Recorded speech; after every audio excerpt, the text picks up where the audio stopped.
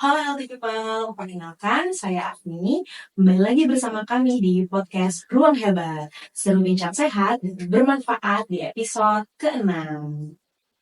Di episode kali ini kita akan membahas yang lagi viral nih, yaitu tentang HMPV. Apa sih sebenarnya HMPV ini? Bahaya atau enggak? Dan bagaimana cara kita terhindar dari HMPV? Nah, penasaran kan? Yuk kita bahas.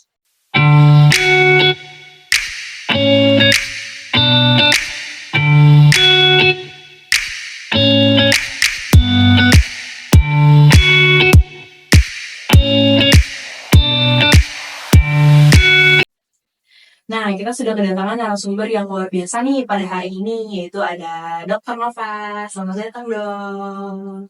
Terima kasih Kak Afni. Halo healthy people, salam kenal. Saya dengan Dr. Nova Arvita Melani. Saya bertugas sebagai dokter di Puskesmas Cengkareng di Poli Pelayanan Kesehatan Anak.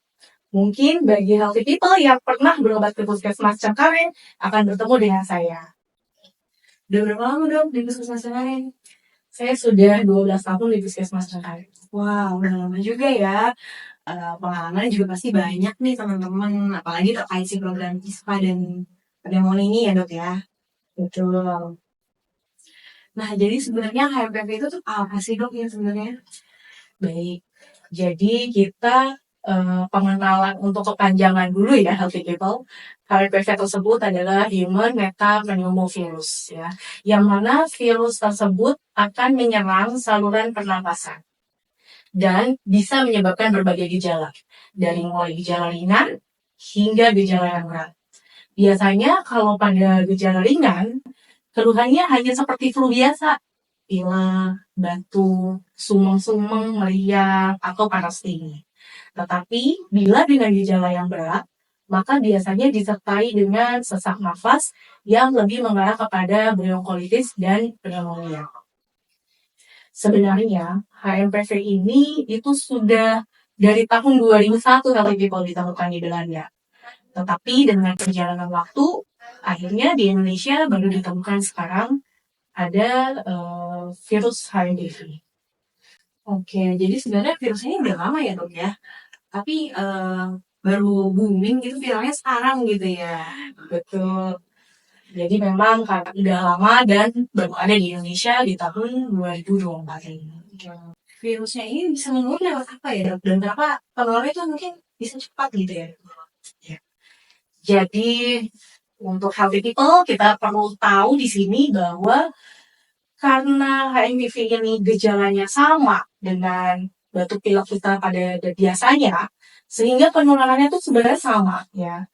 Dia melalui droplet, yang mana apabila seseorang sedang batuk, pilek kemudian bersin, dan droplet tersebut mengenai ke orang lain, ataupun ke meja, kursi yang mungkin bisa terpapar oleh orang lain, maka itu bisa menjadi salah satu sumber penularan.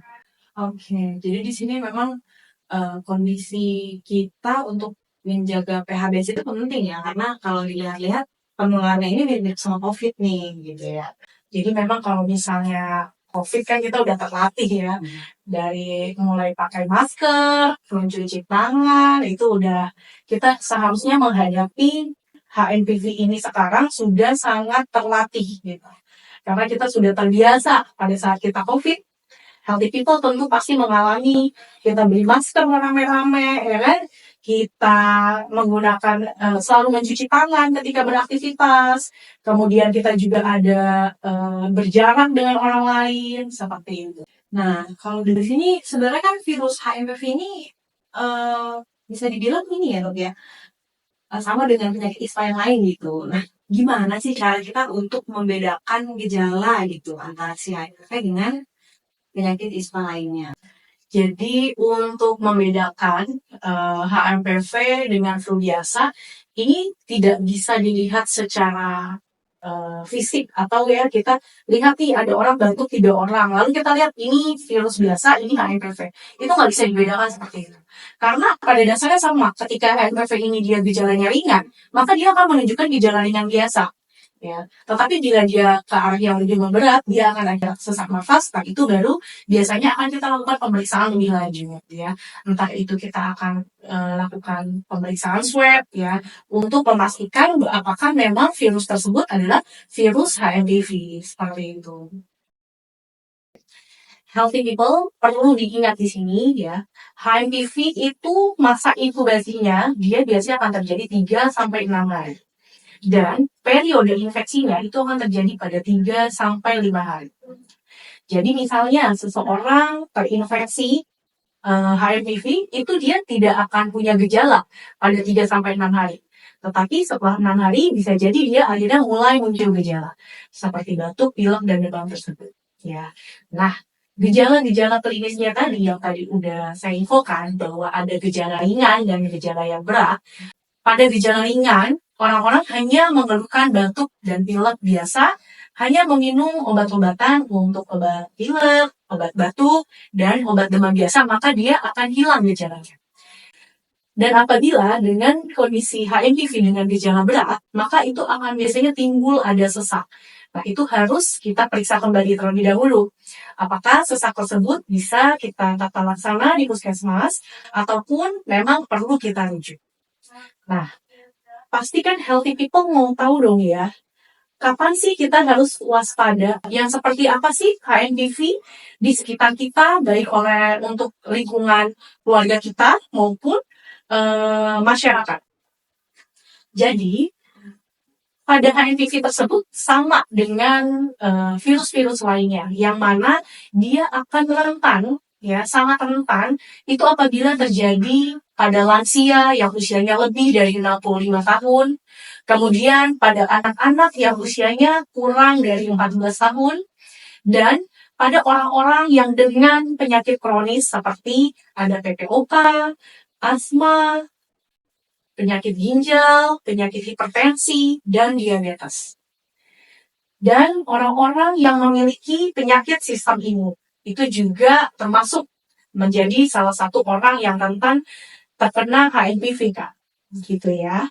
Dan untuk orang-orang tersebut, biasanya harus lebih waspada, dan ketika mereka berada di lingkungan yang luas, menggunakan masker harus lebih dipastikan. Wah, menarik juga ya healthy people. Oh iya dok, kemarin nih saya sempat lihat juga di berita tentang pria yang sempat positif HPV di Indonesia.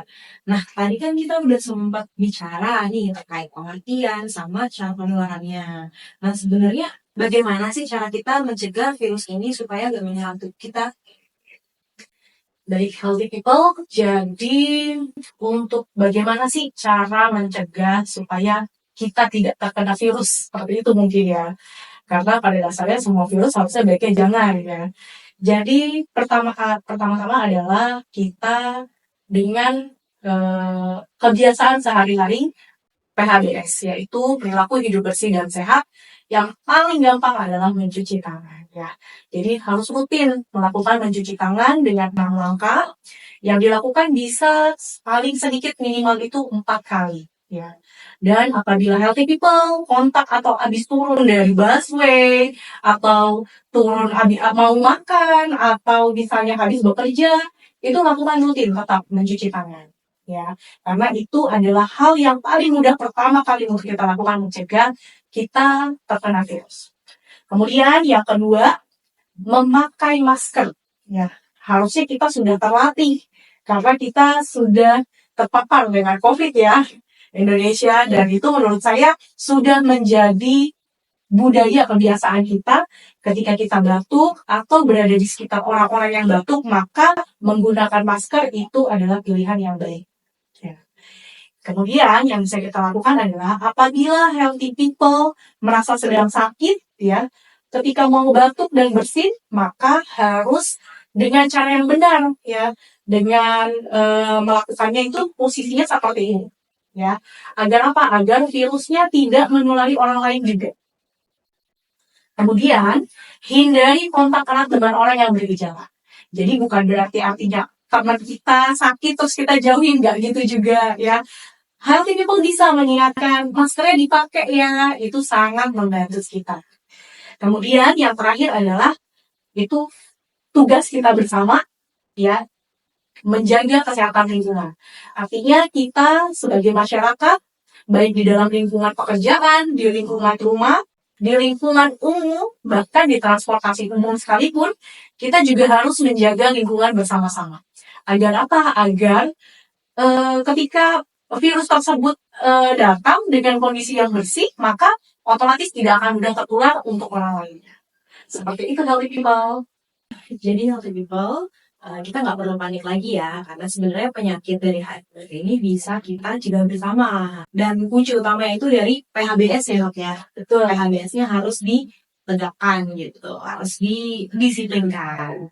Nah, healthy people, bagi yang mengalami gejala yang sudah dijelaskan sama dokter tadi, silakan datang berobat ke Puskesmas Cengkareng. Nah, untuk alurnya itu bagaimana ya dok ya berobatnya? Bagi healthy people yang bila memiliki gejala batuk, demam, dan pilek, maka bisa datang ke Puskesmas Cengkareng, mendaftar ke poli screening. Wah, menarik ya dok pembahasan kita kali ini tentang HIV.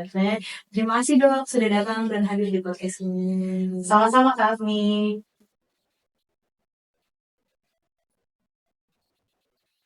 Jangan lupa untuk like, comment, dan subscribe ya Healthy People.